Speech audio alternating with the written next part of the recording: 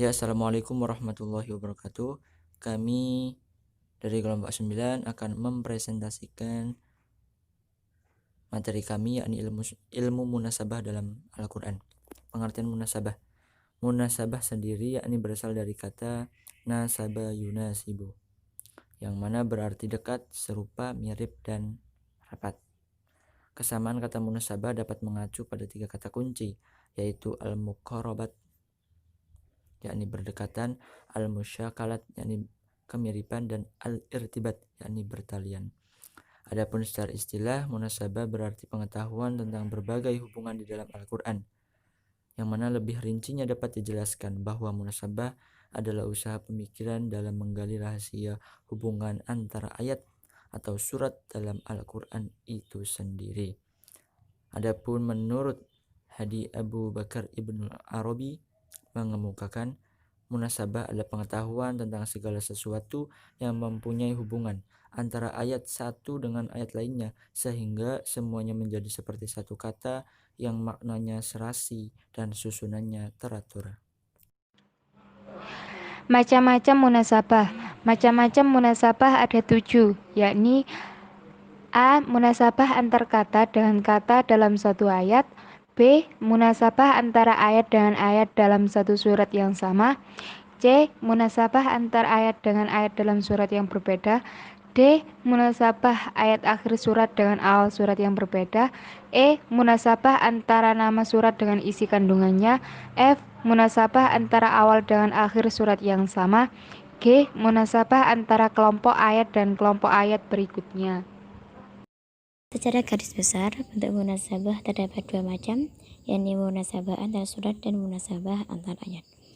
Pembahasan munasabah antara surat ini tidak lepas dari pandangan holistik Al-Quran sebagai satu kesatuan yang bagian-bagiannya terstruktur terkait secara integral.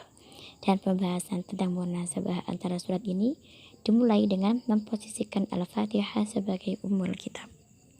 Selanjutnya, munasabah antara ayat. Kajian tentang munasabah antar ayat ini sama seperti kajian munasabah antar surat, yakni berusaha menjadikan teks Al-Quran menjadi kesatuan umum yang mengacu kepada berbagai hubungan yang mempunyai corak. Munasabah antar ayat terdapat 2 macam, yakni dhohir al-irtibat dan khafi al-irtibat. Dhohir al-irtibat adalah suatu kolerasi antar ayat berikutnya, yakni tampak nyata. Dan khafi al-irtibat adalah kolerasi antar ayat yang tidak tampak nyata. Khafi al-irtibat terdapat 2 macam, yakni irtibat ma'tufah dan irtibat ghairu ma'tufah. Irtibat ma'tufah adalah kolerasi menggunakan huruf ataf, dan irtibat ghairu ma'tufah adalah kolerasi yang tidak menggunakan huruf ataf. Irtibat ghairu ma'tufah ini terdapat 4 macam. Pertama adalah at-tanzir, yakni mengetahui kolerasi dengan cara membandingkan satu ayat dengan ayat lainnya. Dan yang kedua adalah al-madhuhah, yakni mengetahui kolerasi dengan cara mencari sisi lawan. Dan yang ketiga adalah al-istidharah, yakni mengetahui kolerasi dengan cara melihat penjelasan lebih lanjut dari ayat sebelumnya. Dan yang keempat adalah at-takhallus, ini berbeda dengan al-istidrak, yaitu perpindahan pembicaraan semula kepada pembicaraan selanjutnya, di mana itu tidak disadari oleh pembaca karena begitu dekatnya isi pembicaraan antara keduanya. Di sini saya akan mempresentasikan tentang urgensi munasabah dalam penafsiran Al-Quran.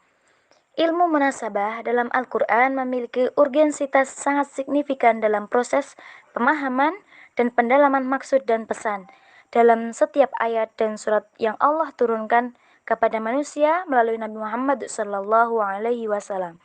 Ada 2 urgensi munasabah, yaitu yang pertama, dari sisi balaghah, hubungan antara ayat dengan ayat menjadi keutuhan yang indah dalam tata bahasa Al-Quran.